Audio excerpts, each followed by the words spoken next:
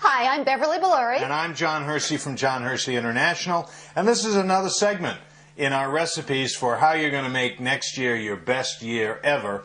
And this segment number 11, yep, is all about stop feeding the fear.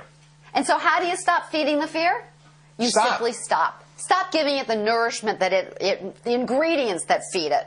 And we have a list of ingredients that we're going to go through. But first, Winston Churchill once said, if you're going through hell, just keep going. And the point is, if things aren't going well, then just keep moving ahead and get the heck out of hell. Why wallow in it? Why not just move on? There's a lot of negativity out there. And if we wallow in that and feed it and nourish it, it's a little bit like taking water to weeds. The weeds are going to grow, and it's going to be near impossible for us to create our best year ever with those weeds growing up around us. And the first thing is TV.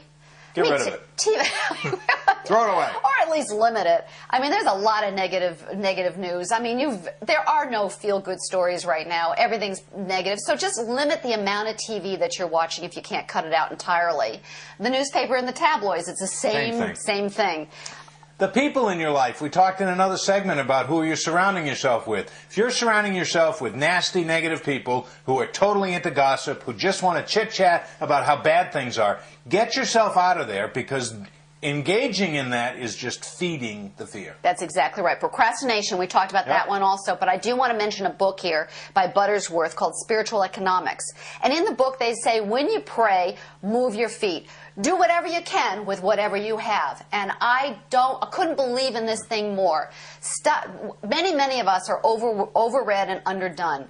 We have everything we need to move ahead, to move out of procrastination. And you know, this is one I can talk about from experience. And it's about avoiding conflict. And many of us avoid conflict. And when things are tight like they are, we avoid conflict even more. We don't want to upset the apple cart. Fact is, we've got to address the conflict head on. I find it difficult to do, but I work at it and I practice it. And I will guarantee you that if you will head on with conflicts and deal with them, however you deal with them in a positive way, it will stop feeding your fear and you'll feel refreshed and able to move on. You know, the other thing about conflict, John, is if you do it with some urgency, instead of waiting for time to go by and worrying about it, which we've talked about before, just do it with some sort of timeliness. It's a lot easier to deal with. Not playing, that also feels... We talked about that in another segment. We talked about it a lot, but by playing the victim to the circumstances, you're feeding that negative fear that will make you be so much less than you are. Worry, whining, and complaining. Let's group all those up into the 3 W's, worry, whining, and wringing your hands. Do not participate in those, because they actually have a reverse effect. You're not letting go of it. You're not getting it out there. You're actually adding to your fear, making yourself more uncertain, making yourself lose confidence, and that's no way to have your best year ever. I'm going to put 2 of these together, and that is fatigue and lack of exercise, because very often they're intertwined. If you are not exercising, you will feel more tired even though you're getting the sleep you need. By being tired, you are susceptible to fear. You just don't have the energy to be positive and put energy into positive things. Here's one: isolation.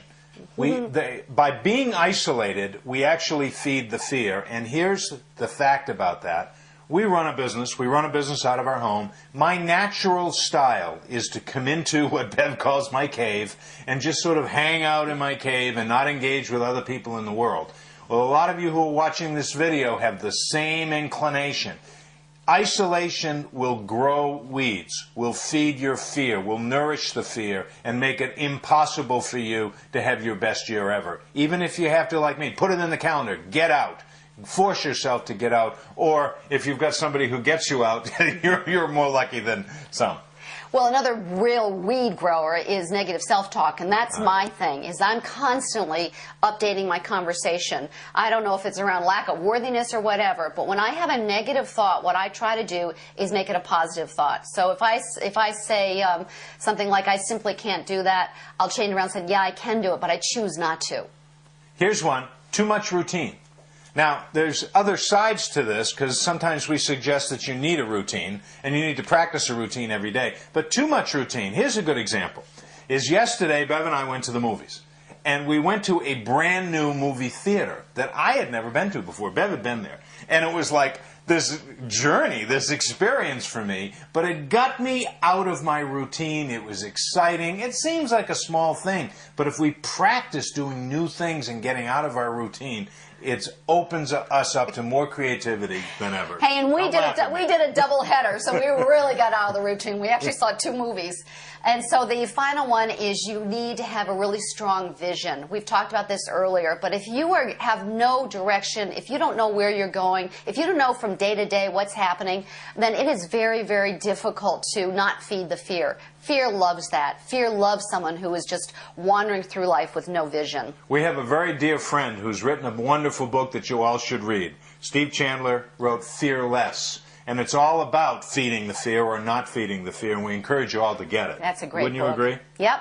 So that's it. That's tip number 11. Tip number 11, and remember, life is not about waiting for the storm to pass. Life is about learning to dance in the rain.